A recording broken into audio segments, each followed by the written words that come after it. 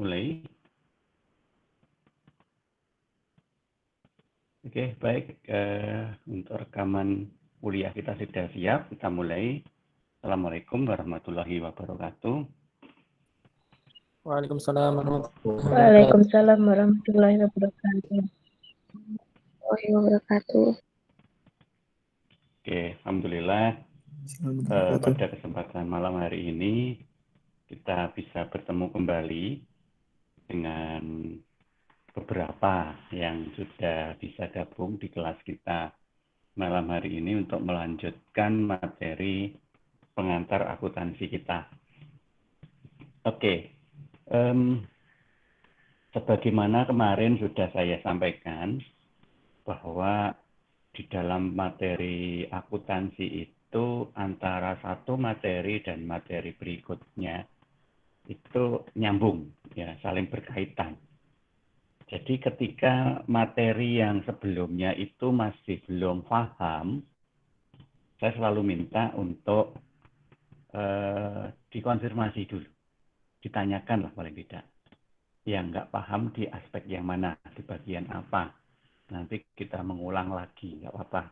Karena apa? Karena nanti kalau materi yang kemarin belum paham, atau saya tidak tahu kalau ada yang belum paham, terus kemudian mengikuti kelanjutannya, saya yakin kelanjutannya ini juga tidak akan masuk, tidak paham.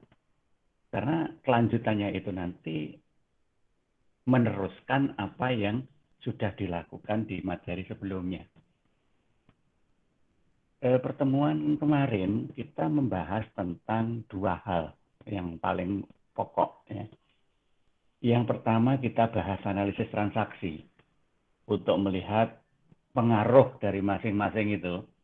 Pengaruhnya apa, ya kemarin itu, ya kas bertambah, kemudian piutang berkurang, nah dan seterusnya.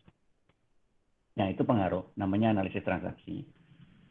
Kemudian dari analisis transaksi itu kita sesuaikan dengan hukum debit kredit kemarin itu, sehingga menjadi jurnal umum. Sehingga dari analisis transaksi nanti dibuat menjadi jurnal. Ya, kemarin kan begitu, itu yang kedua. Sehingga kalau kasnya bertambah, dilihat di hukum debit kredit, ketika kas itu berada di posisi aktiva, dia bertambah, maka ditaruh di posisi debit.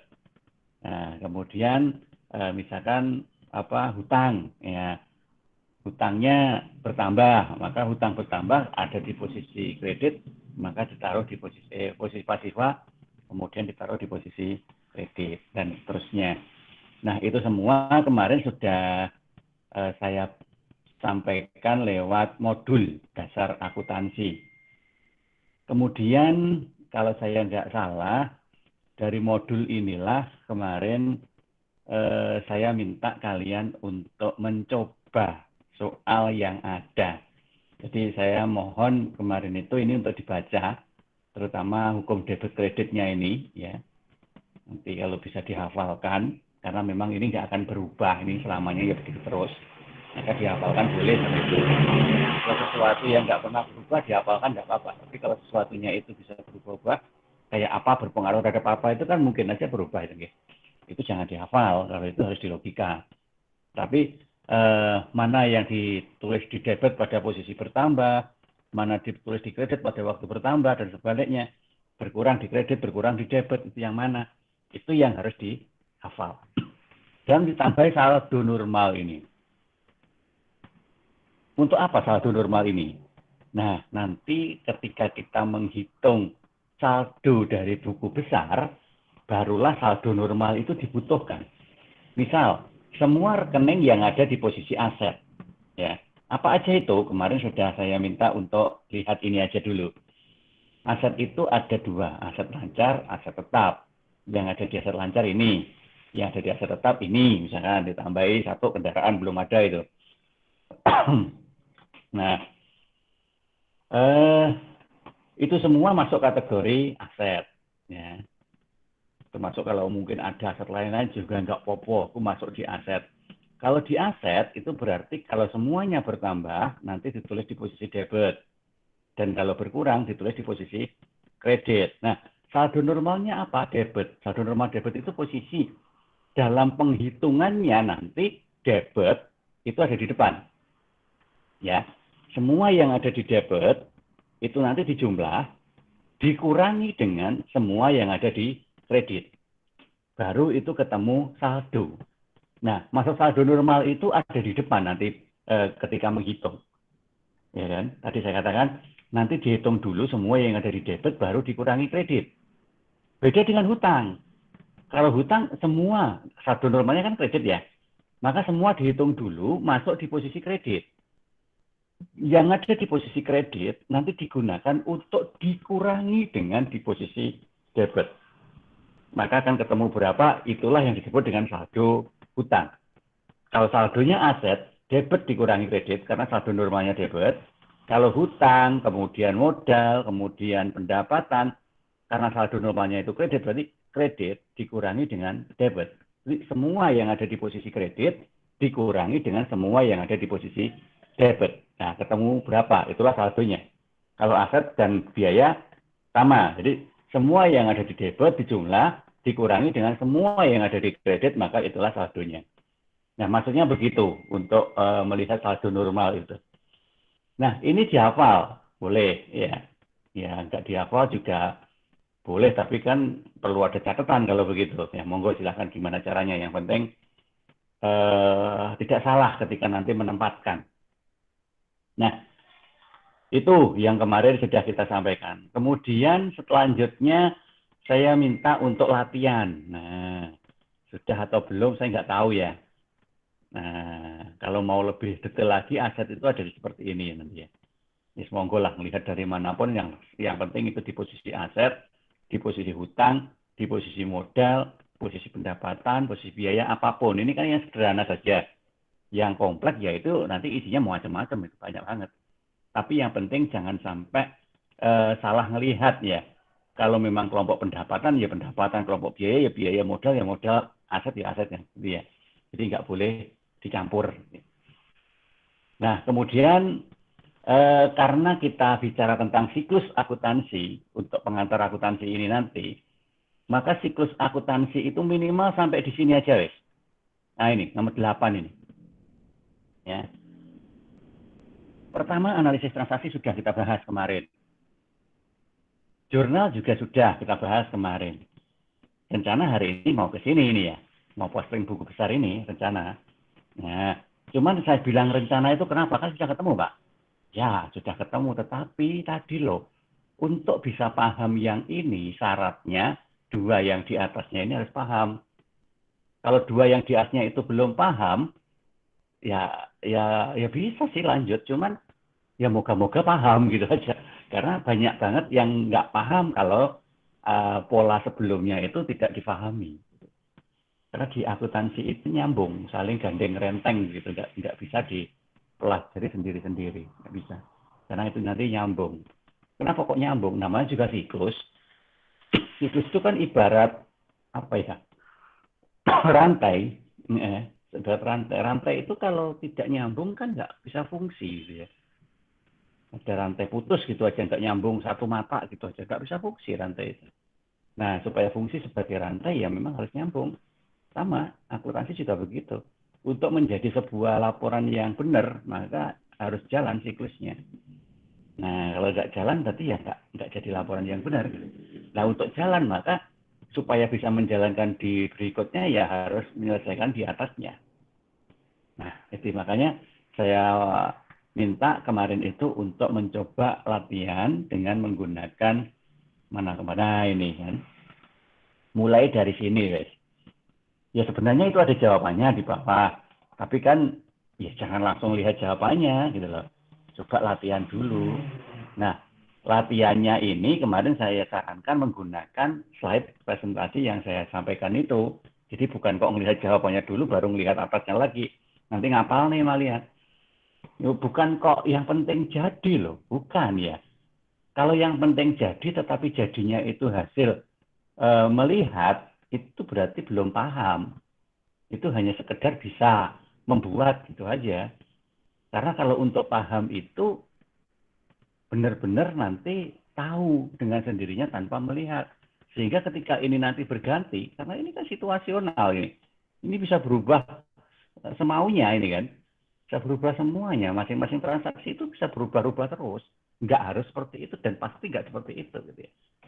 Nah, sehingga kalau memang paham mau berubah kayak apapun bisa kita melogikakan, oh ini pengaruhnya ini terhadap ini, kemudian ini nanti jadi jurnal begini ya, itu paham. Nah, makanya ya untuk latihan kemarin saya minta yang ini digunakan untuk analisis transaksi. Jadi melihat pengaruhnya. Apa sih pengaruhnya ketika pada tanggal 1 Maret itu ada setoran modal awal 20 juta. Apa berpengaruh dengan apa? Kemudian ketika perusahaan itu nyewa tempat, nyewa gedung 6 juta selama 1 tahun dibayar kas. Dibayar kas namanya dibayar tunai. Nah, itu apa yang berpengaruh terhadap apa? Dan seterusnya. Nah, apa berpengaruh apa itu kan ada yang menambah, ada yang berkurang. Misalkan kas bertambah, biaya sewa bertambah. Lah, kas bertambah itu terus di posisi apa? Debit atau kredit? Oh, dia adalah aset, berarti taruh di posisi debit, berarti debitnya kas. Selain itu kreditnya adalah biaya. Jadi kas debit, biaya kredit. Nilainya adalah sebesar 6 juta. Nah, itu akan jadi jurnal. Nah, ini kan. Nah, ini jawabannya. Terus kemudian jadilah jurnal. Ini nggak dilakukan nggak apa-apa kalau yang ini kan hanya untuk alat bantu aja ya meringkas. Nah, kalau memang mau melakukan boleh, ya ngikutin aja ini. Tinggal naruh di posisi yang tepat gitu aja. Nah, baru setelah itu dibuat jurnal. Saya hanya minta jurnal umum saja, ya, sehingga nanti bentuknya seperti ini. Yang penting ada tanggal, ada jurnal, ada keterangan jurnal, ada debit dan kredit dengan jumlah yang sama untuk masing-masing transaksi. Referensi itu nggak perlu, nomor juga nggak perlu, tapi kalau mau ditambahin juga nggak apa-apa. Referensi nggak usah lah, nanti malah bingungkan itu. Nah, kemarin saya sudah minta berlatih seperti itu. Apakah sudah atau belum? Gimana? Sebenarnya saya pengen malam ini itu ada yang cerita gitu loh Pak, saya melakukan ini tapi kok saya hanya bisa sampai di sini, saya nggak bisa yang ini, kemudian untuk bisa begini gimana Pak? Nah, tapi begini begitunya ya saya tidak tahu sampai di mana masing-masing yang melakukan. Oke, bagaimana? Atau dilanjut saja?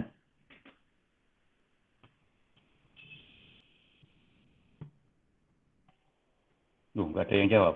Suara saya kedengaran ya? Jangan-jangan saya ngomong sendiri ini nanti. Kedengaran, Pak. Kedengaran, Pak. Oke, ya.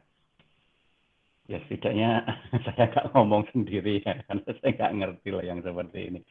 Kalau di kelas gitu kan saya bisa nyubit di satu-satu. Di sini kan nggak bisa. Oke ya, pesan saya seperti itu. Jadi sekali lagi seperti yang kita bicarakan di pertemuan pertama kemarin itu, saya kan minta pendapat dari kalian semua.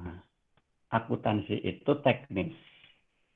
Ya, ibarat kita itu belajar bikin roti. Ya, ibarat bikin roti. Jadi bikin roti itu kan nggak bisa instan, gitu kan. Kalau instan kan ya nggak jadi itu nanti. Kan ada tahap-tahapannya. Ya pertama apa dicampur dengan apa, kemudian setelah dicampur ditambahin apa, setelah ditambahin terus diapain, setelah diapain ditambahin apa lagi, kemudian dipindah kemana, perlakuannya seperti apa. Nah, kalau roti kan seperti itu loh. Akuntansi juga begitu. Kalau di posisi awal itu tidak tahu kan ibarat bikin roti ini tadi campurannya apa ya? Terigu sama apa ya? Wah, yang terigu karo telur paling. Terigu dicampur dengan telur. Nah, padahal di situ harus ditambahi dengan mentega. Nggak ngerti, lali mentega nih. Oh, terus langsung aja kemudian apa ditambahi dengan gula. Loh, kok nggak berkembang ya? Ya, ternyata tidak ditambahi dengan pengembangnya. Nah, akhirnya kan nggak jadi. Nah, seperti itu sama. Belajar akuntansi juga begitu, karena runtutnya proses. Jadi harus dipahami dulu runtutan masing-masing tahap. Gitu. Ya. Oke ya. seperti itu. Jadi kalau memang pengen bisa beneran, saya siap bantu. Ya termasuk ya tidak sekedar hanya belajar seperti ini. Kalau memang mau bisa beneran, ya kita harus ketemu. Nah, monggo silakan. Kalau memang perlu bertemu, ya silakan hubungi saya, nggak apa-apa. Nanti mau ketemu, Pak, ini ada yang ketemu berapa orang? 7 orang, nggak apa-apa, wes. Nanti tak cari ini tempat sing jembar, tidak dianggap berkerumun. Nah, Allah nggak ada masalah. Oke, untuk malam ini karena kita sudah kadung berjanji kuliah, ya bagaimanapun juga kita harus jalankan, ya show must go on. Jadi kita tetap akan melanjutkan ke sini. Harapan saya, selain apa yang saya sampaikan tadi,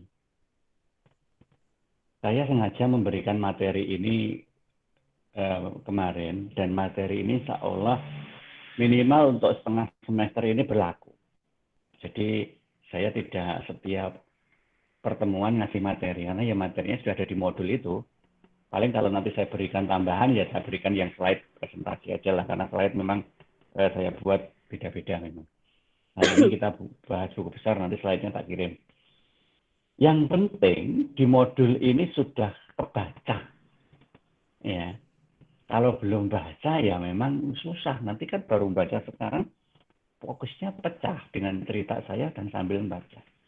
Ya harapan saya kan kemarin begitu. Nanti ke depan juga begitu ya untuk pertemuan berikutnya. Tolong dibaca ini. Sehingga ketika saya cerita, paling tidak sudah punya gambaran. Buku besar itu apa? Bentuknya kayak apa? Terus cara ngisinya gimana? 3 itu aja sebenarnya yang ingin saya jelaskan malam ini. Oke. Buku besar, ya namanya buku besar itu bukan berarti terus bukunya gede itu enggak ya. Ya saat gede-gedenya buku kan ya paling ukuran kertas folio bergaris itu kan. Dulu memang iya, awalnya dinamai buku besar ini karena memang harus dicatat dalam sebuah buku yang besar supaya nanti rapi. Ya dulu memang gitu. Jadi ini bahasa Inggrisnya nggak ada buku besar itu. Siklus akuntansi itu pun dalam akuntansi yang sebenarnya nggak ada. Nggak ada. Cuman ya orang-orang Indonesia saja yang membuat tangga, ya, tangga untuk menapai sedikit demi sedikit supaya belajarnya itu mudah. Andaikan ini belajar ngaji ya iqra lah ya, iqra 1, iqra 2, iqra 3 kan, iqra-nya semakin tinggi kan kalimatnya semakin panjang-panjang, harokatnya semakin banyak. Nah sama di sini juga begitu. Ya, jadi nanti semakin kita bertambah materinya berarti ya yang kita bawa itu semakin banyak gitu ya. Nah, oleh karena itu buku yang digunakan harus besar. Dulu begitu ya. Tapi sekarang kan tidak perlu buku. Ya kalaupun perlu kan ya ini hanya sekedar untuk orek-orekan aja. Yang nanti akan kita gunakan adalah komputer. Kalau saat ini kan minimal pakai Excel lah minimal. Nah, fungsi utama dari pengertian buku besar di sini sebenarnya adalah membuat ringkasan transaksi. Jadi semua transaksi yang ada di jurnal itu nanti kita ringkas jadi satu. Kas, kita gabung dengan kas, maka namanya buku besar kas. Kemudian piutang, kita gabung semua jadi satu, jadi buku besar piutang. Persediaan juga begitu. Kemudian aktiva tetap juga begitu. Hutang juga begitu, modal juga begitu, dan lain sebagainya. Jadi semua transaksi yang tadi ada di jurnal, ini kan berserakan loh ini ya. Di sini ada kas, ini modal, ini biaya sewa, ini kas, ini hutang, ini peralatan, ini kas. Kan berserakan. Lah nanti kas ini digabung lagi jadi satu. Tanggal 1 bulan 3 kas di debit. Masuklah di buku besar kas debit. Tanggal 1 bulan 4 kas di kredit. Masuklah ke buku besar kredit. Buku besar kas di posisi kredit. Ini kas di posisi debit masuk ke buku besar kas posisi debit. Ini kas di kredit lagi masuk buku besar kas posisi kredit. Jadi begitu. Terus modal juga begitu. Ini modal ada di kredit. Nah, nanti masuk ke buku besar modal posisi ada di kredit. Ini biaya sewa ada di debit, masuk ke buku besar biaya, ya, di posisi debit dan seterusnya. Peralatan ini debit, masuk ke buku besar peralatan posisi debit. Nah, kalau di buku besar itu isinya cuma satu tok, Pak. Misalkan cuma biaya sewa ini tok, nggak ada biaya yang lain. Ya nggak apa-apa. Ini satu tok itu nanti yang menjadi saldo. Nah, terus kalau satunya di debit atau satunya di kredit, Pak?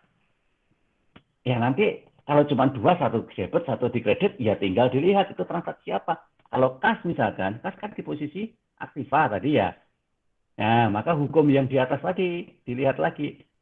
Jika ada di aktiva dan di pasiva, maka yang dijadikan dasar hitung adalah saldo normal. Gitu. Jika kas, tadi kan saldo normalnya debit, maka kas di posisi debit dikurangi dengan kas di posisi kredit. Maka berapa selisihnya? Misalkan cuma 2, misalkan ya ini 20, ini 6. 20 dikurangi dengan 6, maka masih 14, berarti saldonya adalah 14. Kalau modal, Pak, modal satu-satunya ada di kredit. Ya sudah, berarti nanti buku besar modal saldonya 20 juta. Nah, terus sama-sama ada di debit, Pak. Sama-sama debit berarti jumlah nanti. Kas di sini di debit, kas di sini debit, jumlah. Kas di sini kredit, kas di sini kredit, di jumlah. Jumlah debit dikurangi dengan jumlah kredit, karena saldo normalnya kan debit. Jadi saldo normal itu harus di depan, yang dijadikan pengurang. Nah, jadi seperti itu.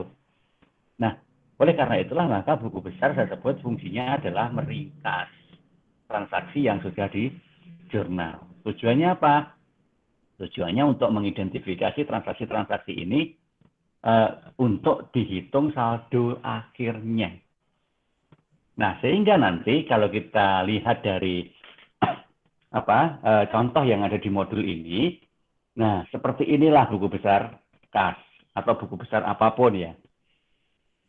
Boleh dikasih nomor, boleh tidak. Yang wajib itu tanggal. Kalau ini wajib. Misalkan kejadian ini tadi, tanggal 1 Maret, maka di sini ya tanggal 1 Maret. Ya. Urean. Nah, urean ini boleh dikasih keterangan, boleh juga tidak. Nah, kalau pengen untuk mengingat, ya di sini dikasih keterangan. Ya. Apa ini keterangannya? Mencatat saldo debit kas, misalkan begitu ya, nggak apa-apa. Referensi hilang aja wes, nggak usah pakai referensi. Terus kemudian debit kredit dimunculin di sini, debit kredit. Nah, ternyata yang mau kita bawa ini adalah kas di posisi debit kan, maka di sini ditaruh di posisi debit, kreditnya kosong, ya kan? Kreditnya kosong karena kreditnya belum ada. Nah, kreditnya nanti baru ada setelah di transaksi berikutnya. Jadi kalau kita lihat tanggal 1 Maret, satu transaksi ini tak, kas ada di debit, maka dimasukkan ke debit. Maka saldonya apa? Debit. Nah, nanti kalau ada kredit kas, tadi kan ada kredit 6 juta nih, tanggal berapa tadi. Nah, maka di sini ditambahkan nomor 2, tanggal berapa tadi. Keterangannya ngapain tadi, referensi nggak usah. Nah, di sini kas ada di kredit. Masukkan nanti di posisi kredit. Nah, saldonya berapa kalau begitu? Saldonya langsung aja dimasukkan juga ke kredit. Nah, atau ada juga berikutnya langsung saldonya itu mengakumulasi. Jadi ketika di sini debit 20, di sini kredit 6, maka saldonya adalah 20 dikurangi 6, 14. 14 itu debit atau kredit. Nah, karena masih positif, maka dimasukkan di debit. Di sini jadi habis 20 juta, jadi 16 juta. Kemudian di bawah lagi ada tanggal berapa, ada transaksi lagi kas, misalkan debit. Ya kan? Debit. Oke, masukkan ke debit.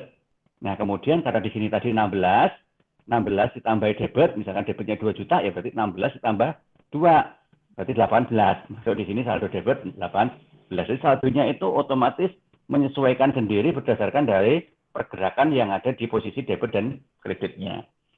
Nah, nanti masuk ke saldo kredit jika sampai minus. Misalkan nih, ini awal 20 juta. Kemudian di bawah sini kok ada kredit 21 juta misalkan. Nah, padahal kan tadi debit dikurangi kredit. 20 dikurangi 21 kan minus 1 juta. Berarti di sini saldonya kredit 1 juta. Lah, nggak usah dikasih minus lagi. Langsung aja kredit 1 juta. Sehingga orang akan tahu dengan sendirinya ketika membaca buku besar kas kok ada saldo kredit. berarti itu negatif, itu kurang. Ya, sebuah hitungnya piye engko, yang penting itu di input dulu. Nah, demikian juga dengan modal. Sama, kita masukin aja tanggal 1 Maret, ada setoran modal kan. Nah, setoran modalnya tadi kan masuk di posisi kredit.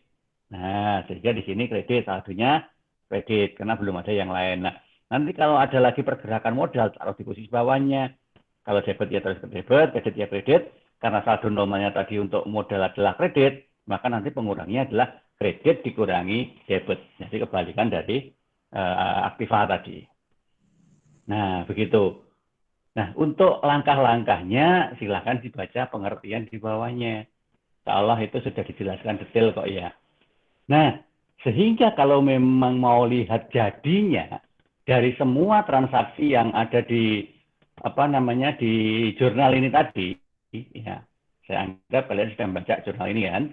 Kas, di sini ada yang debit, di sini ada yang kredit, ada debit lagi, ada kredit lagi, ada kredit lagi, ada kredit lagi, ada debit. Nah, semuanya itu direkap di sini. Sesuai dengan tanggal tadi. Nah ini, tanggal 1 bulan 3, debit 20 juta. Saldo normal debit 20 juta. Kemudian 1 bulan 4, kredit 6 juta. Maka 20 dikurangi 6, 14. Kemudian tanggal 1 Mei, ada lagi debit 30. Maka 14 ditambah 30. Saldo debit 44. Tanggal 3 Mei, ada kredit 30. Berarti 14 dikurangi 30. Kembali lagi ke 14. Tanggal 12 bulan Mei ada kredit 2 juta. Jadi 14 dikurangi 2. Tinggal 12. Tanggal 15 Mei ada lagi 2. Jadi 12 dikurangi 2. Ketemu 10. Gitu. Terus kemudian tanggal 1 Juni ada debit 20. Sehingga 10 ditambah 20. Saldo debit 30. Nah, ini nanti otomatis akan menyesuaikan sehingga yang digunakan sebagai nilai saldo kas pada akhir periode, katakanlah akhir periodenya adalah bulan 6, jadi punya saldo debit kas sebesar 30 juta. Ya, jadi sama dengan artinya kita punya uang di kas kita itu sebesar 30 juta setelah mengalami mutasi debit kredit dalam beberapa waktu. Nah, ini saldo kas. Oh, kas masih ada enggak? Enggak ada. Oke, berarti pindah ke persediaan. Kita lihat persediaan semua yang ada di jurnal ini. Persediaan, kita cari. Nah, ini persediaan debit. Kemudian ada persediaan debit. Ada lagi persediaan kredit. Nah, oke, berarti kita masukkan ke buku besar persediaan. Bentuknya ya seperti ini ya. Persediaan. Ini nggak usah, referensi nggak usah. Kalau memang bingung, urean juga nggak apa-apa, nggak usah. Nomor boleh ada, boleh enggak. Yang harus ada itu hanya tanggal, debit, kredit, saldo. Saldonya debit dan kredit. Itu wajib. Selain itu, nggak usah, nggak apa-apa. Daripada bingung. Nah, tadi kan ada 3 transaksi. 2 di debit, 1 di kredit. Oke, masukin sekarang. Tanggal 5 Mei ada saldo persediaan debit. Masukin 2 juta. Saldonya 2 juta. Tanggal 15 Mei ternyata ada lagi penambahan persediaan 2 juta. Debit. Nah, sehingga saldonya debit 4 juta. Karena ditambah 2 juta tadi. Ya kan? Ternyata tanggal 27 Mei ada persediaan keluar 1 juta. Berarti 4 juta dikurangi 1 juta. Nanti debit 3 juta. Sudah habis? Sudah. Ya sudah. Berarti kalau begitu saldo akhir dari persediaan nilainya 3 juta. Habis. Pindah ke peralatan. Nah, ini yang saya contohin. Cuma 1, Pak. Ya udah nggak apa-apa. Tulis saja 1. Yang penting ada. Nah, jadi kalau ada baru kita buat buku besarnya. Tapi kalau nggak ada ya nggak usah buat buku besarnya. Ya, buang-buang waktu kan gitu kan. Nah, sehingga peralatan kita tulis 1 aja. Ternyata cuma ada tanggal 3 Mei saja. 3 Mei nilainya debit 30 juta. Ya sudah, karena cuma 1, ya saldo akhirnya ya debit 30 juta itu tadi. Nah, karena cuma 1 ya. Ini saya carikan tadi yang paling sederhana di modulnya. Nah, sehingga mudah untuk dipahami. Kalau ada lagi, Pak, ya sudah ada lagi, masukin lagi. Yang penting untuk membuat buku besar ini harus membuat jurnal. Nah, itu ya, makanya kan berurutan itu seperti itu. Harus buat jurnal. Nah, untuk bisa membuat jurnal harus bisa analisis transaksi. Nah, Untuk membuat analisis transaksi harus ada transaksinya. Terutama itu yang paling atas harus ada transaksinya. Nggak ada transaksi terus apa sih? Catatan nggak enak. Nah, transaksi itu kita batasi waktu. Kebetulan ini tadi transaksinya saya contohin mulai bulan Maret sampai dengan bulan Juni karena tidak terlalu banyak. Ya, selama Maret, April, Mei, Juni 4 bulan itu nggak terlalu banyak sehingga dijadikan satu. Tapi bukan berarti kok kemudian kalian nanti membuat tiap 4 bulan, tidak loh ya. Tergantung dari setiap 1 bulan. Kuncinya 1 bulan dulu. 1 bulan itu ada berapa transaksi? Nah, ya nggak ada aturannya sih harus 10, harus 100, nggak ada aturannya. Tapi semampunya yang membuat rekapan. Duh, lah kalau luwih ke 10 aku kok malah bingung. Lah, lek memang luwih ke 10 bingung, ya batasin aja sampai dengan 10 transaksi. Nah, sampai 10 transaksi itu butuh waktu berapa lama? Oh, 1 bulan, Pak. 1 bulan ada 15 transaksi. Ya, wes karek 5 tambah nosisan. Jadi, rekapan 1 bulan. Sehingga nanti jurnalnya ya jurnal tiap bulan, buku besarnya juga buku besar bulanan. Jadi nanti begitu ya. Jadi tidak ada aturan ini harus berapa transaksi baru direkap, tidak ada. Semampunya. Jadi kalau memang mampu ada 1000 transaksi baru direkap, ya monggo silakan. Ya, ya tapi ya, mumet bila sampai segitu banyak. Dia dijaga juga lah, jangan sampai terlalu banyak. Nah supaya apa namanya kendalinya mudah. Nah jadi urut-urutannya gitu ya. Transaksi pasti ada karena kita mulai usaha. Setiap transaksi itu pasti ada bukti transaksinya. Nah, nanti yang dijadikan dasar untuk mencatat adalah bukti transaksi. Mbuh apa bentuk nota, apa kwitansi, apa monggo. Ya, apa kesepakatannya di situ. Nah, dari setiap bukti transaksi itu kita baca, pasti di situ ada keterangan. Nah, keterangannya apa? Itu uang masuk atau uang keluar, kan begitu kan? Nah, baru nanti kita buat analisis transaksinya. Dari analisis transaksi itu kita lihat apa yang bertambah, apa yang berkurang. Bertambah berkurang kita lihat di hukum debit kredit. Sehingga muncullah nanti menjadi jurnal. Ya toh? Nah, kalau sudah jadi jurnal, berarti kita baru kelompokkan masing-masing dari yang ada di debit apa, yang ada di kredit apa, ke dalam masing-masing nama transaksinya. Nah, maka itu menjadi yang namanya buku besar seperti ini. Nah, sehingga nanti akan ketemu saldo akhir dari buku besar itu. Kalau cuma satu ya sudah itu langsung saldo. Ini apa kredit dan debit 2 juta, 2 juta. Nah, akhirnya saldo akhirnya 0 gitu. Loh kok 0, Pak? Iya, kan ini hutang. Hutang saldo normalnya kan kredit. Berarti kredit dikurangi dengan debit. Nah, maka 0. Hutang bank juga begitu, cuma 1. Kredit 30 juta, ya sudah, berarti masuk ke saldo ya kredit 30 juta. Modal juga begitu, pendapatan jasa juga begitu, biaya sewa, perbaikan komputer. Nah, sampai semua yang ada di jurnal ini tadi masuk. Jadi kita melihatnya satu-satu dari sini ya. Pendapatan sudah tadi, oh sudah. Oh kas pasti sudah jelas. Persediaan sudah tadi, oh sudah. Biaya sudah tadi, sudah. Nah gitu. Persediaan kas sudah, hutang oh, sudah. Nah begitu ya caranya ya. Melihatnya dari sini, setiap transaksi yang ada di sini. Nah nanti kalau transaksinya sama, ya dijadikan satu dengan buku besar yang sebelumnya. Ya kas pasti kan ada beberapa nih. Maka dijadikan satu jadi buku besar kas sehingga ketemu saldo akhir dari kas. Kalau cuma satu ya masukin satu, cuma dua ya masukin dua. Yang tidak boleh salah adalah posisi debit dan kreditnya. Nggak boleh salah, nggak boleh kebalik. Kalau ini sampai kebalik, ini sampai salah, ya pasti hasil akhirnya nanti juga tidak balance. Pasti itu, wes. Yang salah kok. Ya, jadi seperti itu ceritanya kalau untuk buku besar. Gimana? Ada yang bisa difahami atau ada yang masih dibingungi dari cerita ini tadi? Insyaallah. Insyaallah. Oke ya. Paham. Oke. Insyaallah itu Mbak Monika berjanji sama Allah loh ya. Nggak berjanji sama Pak Benar. Arif loh ini. Oke, nggak apa-apa. Akuntansi itu sebenarnya mudah bagi yang serius, Pak ya.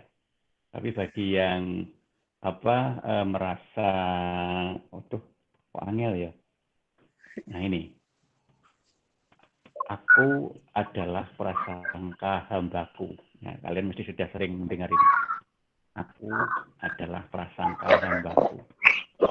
Itu Allah yang mengatakan, ini kan Pak Arif aja yang menirukan ya. Jadi ketika kita berprasangka sulit, ya maka Allah memberikan kesulitan ke kita. Pasti wes itu wes. Ya, sulit. Ya, pemenang bilang, iso aku lagi ini guys. Alasannya kita buat-buat sendiri untuk menenangkan hati. Aku ki basiku agama, kok diwarai hitungan kaya ngono. Wong niatku mbiyen ki mlebu ning ekonomi syariah ki ora ketemu ngono-ngono kuwi. Ketemu syariat ngono. Kok ketemu debit kredit. Nah, piye? Sudahlah ya. Jadi ketika berproses itu kita tidak pernah tahu Allah itu menunjukkan jalan lewat mana. Belum tentu apa yang kita inginkan itu kan selalu diberikan. Karena Tuhan itu tidak pernah memberikan apa yang kita inginkan. Tapi pasti memberikan apa yang kita butuhkan. Cuman kita nggak sadar kalau sebenarnya kita butuh itu. Masalahnya di sini, kita nggak sadar. Nah, oleh karena itu ya, apapun yang kalian temui dalam proses itu, anggaplah kalian memang harus lewat jalan itu. Perkara itu menyenangkan, itu tidak menyenangkan, itu kan hanya cara kita merasakan.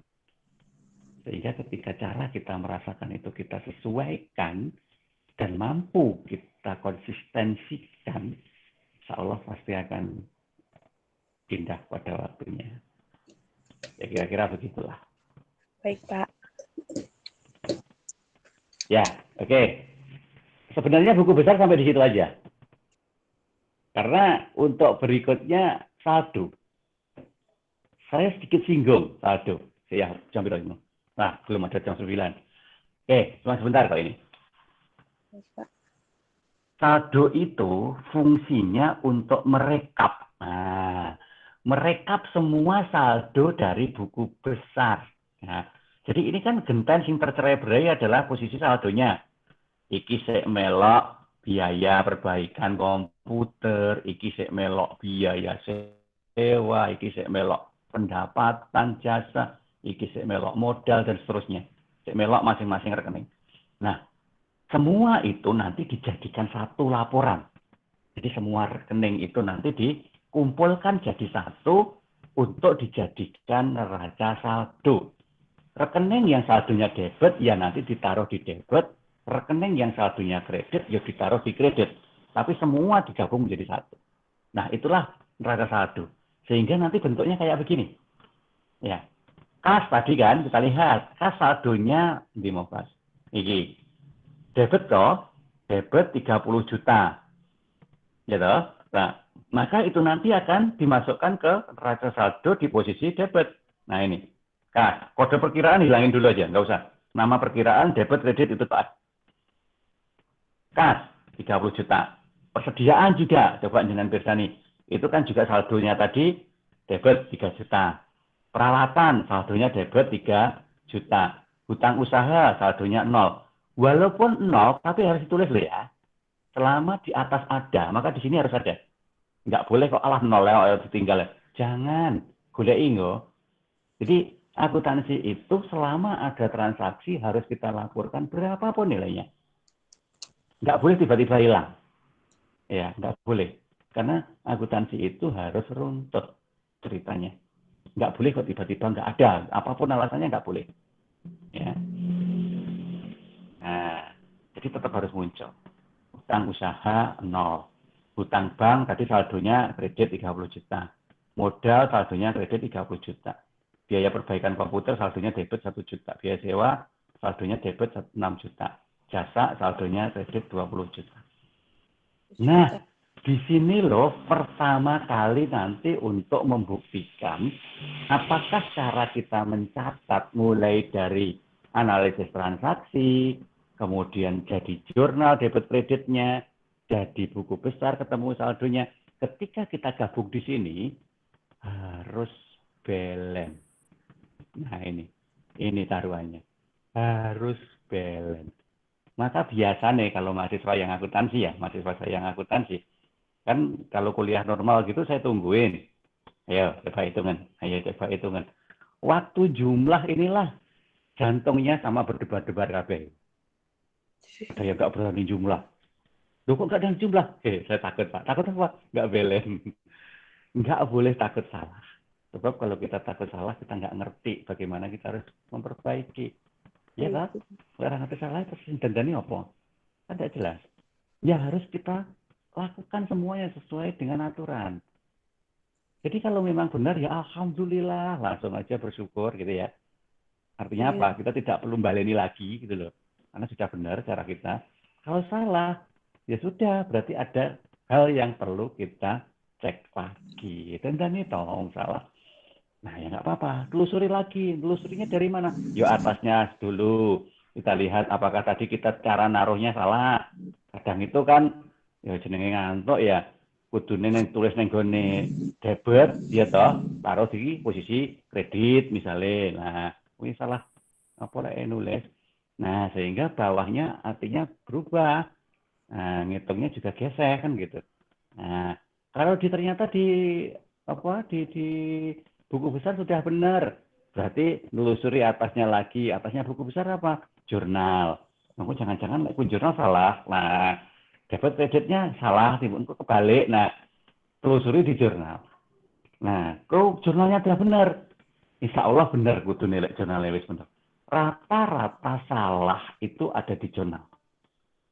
Nah, cuman kadang kita tidak bisa menemukan apa ya rumangsaku. Jadi begitu, rumangsaku jurnal itu sudah benar gitu. Ya benar jurnalnya karena jurnalnya ngikuti analisis transaksi. Nah, ternyata salahnya ada di analisis transaksi. Jadi ketika jurnal sudah dirasa benar, jangan kemudian bingung loh. Jurnalku benar loh, kok aku rabelen. Nah, nanti naik lagi. Jangan-jangan cara ngakui di analisis transaksi tadi beda.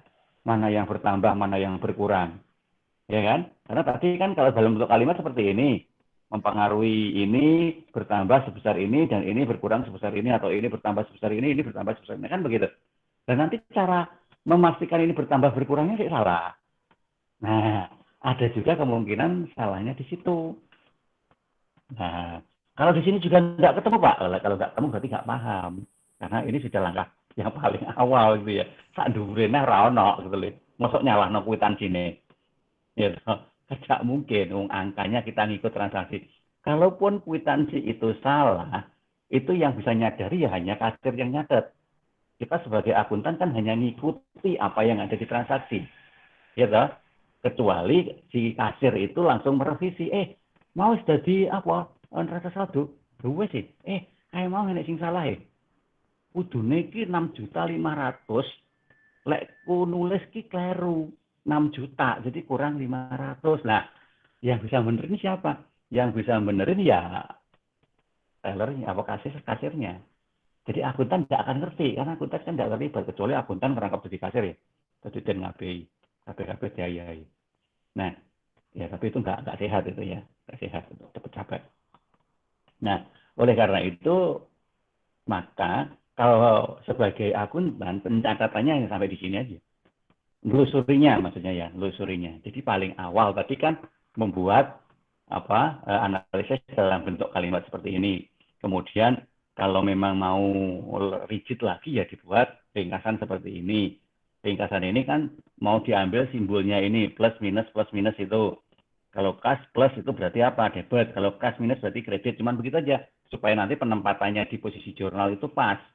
Mana yang debit, mana yang kredit. Nah, terus akhirnya mundur lagi jadi buku besar tadi dicari saldo-saldonya. Saldo-saldonya itu nanti dikumpulkan ke dalam neraca saldo ini. Nah, neraca saldo ini syarat utama harus balance. Dah, itu nggak bisa ditawar. Pak, ini 70 juta, Pak. Tapi ini cuma 60 juta, Pak. Kurang 10 juta aja. Nah, nggak boleh aja. Nggak boleh. Ya, nggak boleh begitu. Atau ada yang mau curang. Nah, ini kalau mahasiswanya sedikit kan insya Allah tidak terlalu ya keinginannya seperti itu. Dan ini mahasiswa yang rata-rata ngerti lah agamanya itu lebih bagus, lebih hebat daripada yang murni akuntansi. Ini bukan kok menjelekan akuntansi, enggak.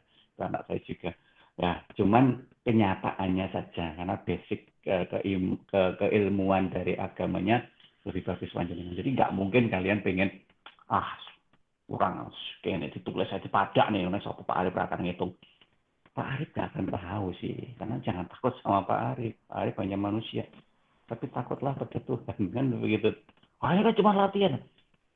Latihan itu kan cara kita untuk menyikapi kenyataan gitu loh. Coba kalian belajar Iqra.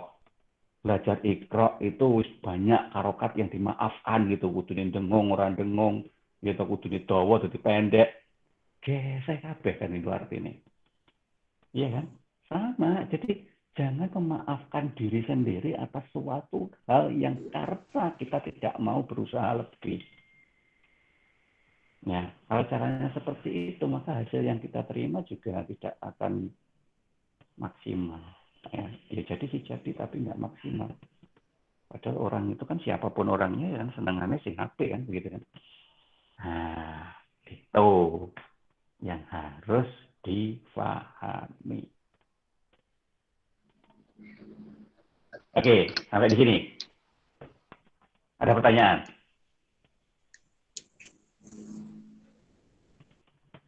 Belum, Pak. Kalau dari saya. Oke, senang sekali saya. Yang lain semoga sama dengan Mbak Monika. Bagi yang lain ternyata masih ada yang bingung.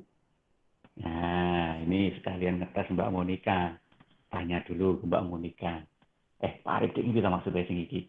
Sing iki piye? Piye lah, tanya Mbak Monika. Ya, karena Mbak Monika insya Allah belum ada yang ditanyakan, jadi silent is understand. Nah, itu prinsipnya Pak Arif dimanapun ngajar seperti itu. Silent is understand. Kalau diam berarti paham. Oke, baik. Sampai di sini dulu aja. Kuliah kita malam hari ini. Sedikit-sedikit asal bisa difahami. Sekali lagi, diingatkan. Atau harus latihan. Pertama untuk latihan boleh pakai modul itu tadi. Jadi ini tadi. Monggo. Tapi ya jangan ngelihat hasil dulu lah pokoknya. Ojo pisan-pisan kalian nulis itu gara-gara ingat jawabannya atau apal. Jangan. Itu nggak akan mendidik. Ya. Lupakan semuanya yang sudah kalian lihat di akhir ini. Lupakan. Kalian fokus mengerjakan sendiri. Ya. Dari mana itu? Ya dari atas. Tetap dari atas. Mulai dari transaksi ini. Mulai dari transaksinya. Pak, boleh nggak kalau angka-angka ini saya ubah? Boleh. Misalkan ini 20 juta kalian ganti jadi kok tambahin 10 juta malah 30 juta. Terus iki 6 juta kok tambahin 1 juta malah 7 juta. Iki 30 juta kok tambahin malah 40 juta. Monggo silakan. Atau ada yang kok kurangi ini itu 3 komputer malah piro? Misalkan 17 juta, komputer apa 17 juta dulu? Ya piro 28 juta misalkan begitu. Nah, ini ditambahi lagi jadi 3 juta. Monggo silakan. Nggih ngetes ben apa angkanya beda, tapi strukturnya sama. Sama dulu aja. Nanti menjelang UTS ya, UTS tak kasih soal untuk latihan dengan struktur yang beda, tapi tetap sederhana kok. Tetap sederhana. Karena hari ini sudah sampai neraca saldo, maka coba lakukan sampai ketemu neraca saldo yang balance. Nes, ngono. Minggu depan benar-benar saya tunggu testimoninya. Saya tidak menyuruh untuk mengumpulkan, enggak. ini bukan tugasnya anak kecil, jadi nggak perlu dikumpulin untuk mengerjakan atau tidak. Tetapi karena ini kebutuhan untuk bisa paham atau tidak paham, maka ya monggo kalau merasa butuh paham ya belajar dengan cara seperti itu. Ya. Dan saya cuman minta testimoninya. Oh Pak, saya sudah mengerjakan Pak, belen. Belen langsung atau belen karena pernah nggak belen. Nah, kalau belen langsung itu belum tentu bagus loh ya. Nah, kalau angkanya sama maksudnya. Kalau angkanya sudah kalian ubah beda, kalian hitung kemudian belen jempol. Tapi kalau angkanya sama terus kemudian belen, jangan-jangan hafal gitu kan. Nggak, jangan dulu ya. Lebih baik tidak belen pertama kalinya. Lebih baik tidak belen. Kenapa kok begitu? Ya biar kita tahu mana salahnya. Sehingga nanti lain kali ketika lewat situ hati-hati. Oh aku kemarin ini salah ya. Aku lagi ngono elingan nih, malah ini ya. Nah, begitu. Next week saya tunggu testimoninya, monggo siapa yang menyampaikan. Ini tidak wajib juga semua menyampaikan, tidak Pak Arif tidak minta semua, beberapa saja ya. Yang penting kalian dengan ikhlas mencoba melakukan kalau memang pengen bisa ya, karena memang urut-urutannya ini sunatullah ya ini ya. Orang itu tidak ada yang langsung otomatis bisa, nggak ada. Urut-urutannya itu yang pertama harus dipaksa. Siapa yang maksa? Ya macam-macam. Tapi paling mudah itu paksalah diri sendiri daripada dipaksa oleh keadaan. Ya kalau dipaksa oleh keadaan itu sakit itu ya. Nah, sehingga pertama harus dipaksa. Nah, kalau sudah dipaksa itu biasanya merasa terpaksa. Otomatis itu. Merasa terpaksa. Ya. Nah, kalau sudah merasa terpaksa itu jangan patah. Kalau merasa terpaksa itu patah, ya sudah, kalian tidak jadi apa-apa. Selesai. Siklus berhenti. Tapi ketika kalian merasa terpaksa, itu harapannya jadi apa? Terbiasa. Harus biasa kebal. Nah, terbiasa. Muncullah suatu hal yang sudah terbiasa dulu.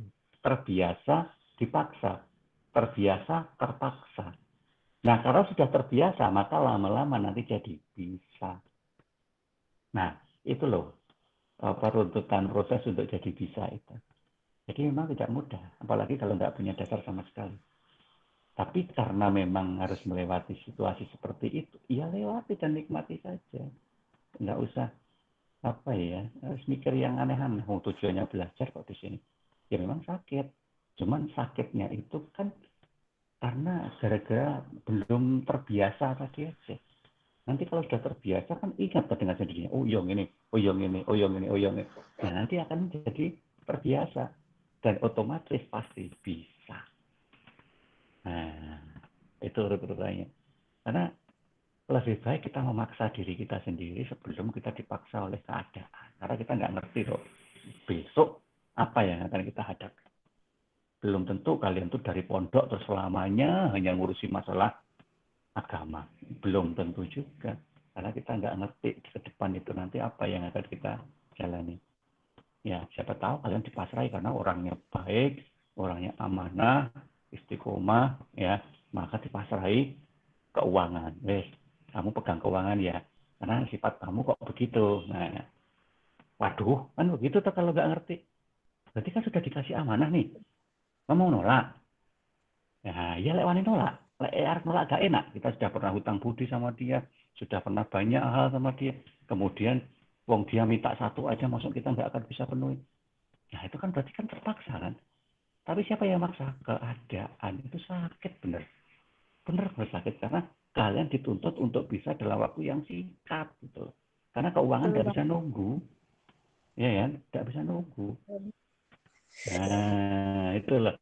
Kalau kalian itu semaunya sendiri, maka kalian ya ada dua kemungkinan yang akan kalian temukan nanti karena dunia ini berubah terus, berjalan terus.